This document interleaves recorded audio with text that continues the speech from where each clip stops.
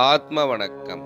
சித்தவித்தையின் கர்த்தா ஞானபிதா சுவாமி சிவானந்த பரமஹம்சரின் அருளாசியால் பிரம்மஸ்ரீ பெருவேம்பா ராமசாமி எழுதிய சித்த சமாஜ வெளியீடான சித்தவித்தை, தன்னையறிந்து இன்பமுற ஒப்பற்ற ஒரே வழி. இறைவனுக்கு, அதாவது தான் எனும் ஆத்மாவிற்கு இரண்டு நிலைமைகள் உள்ளன. அவையாவன: ஒன்று களங்கமுள்ள நிலை, அதாவது சகலத்துவம். இரண்டு களங்கமற்ற நிலை, அதாவது நிஷ்கலத்துவம்.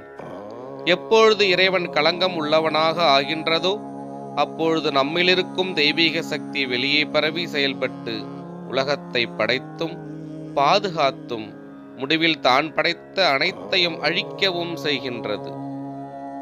களங்கமற்ற நிலையில் இந்த தெய்வீக சக்தி நம்மிலிருந்து வெளியேறுவதில்லை.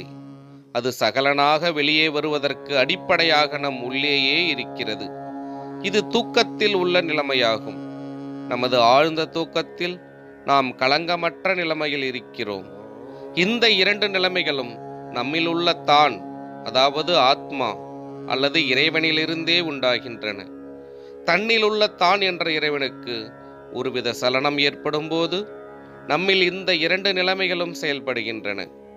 இந்த நிஷ்கலத்துவ நிலை, அதாவது களங்கமற்ற நிலை பிரம்மம் என்றும், சகலத்துவ நிலை, அதாவது களங்கமுள்ள நிலை மாயை என்றும் சொல்லப்படுகின்றன. சித்தவித்தை தொடரும். ஆத்ம வணக்கம்.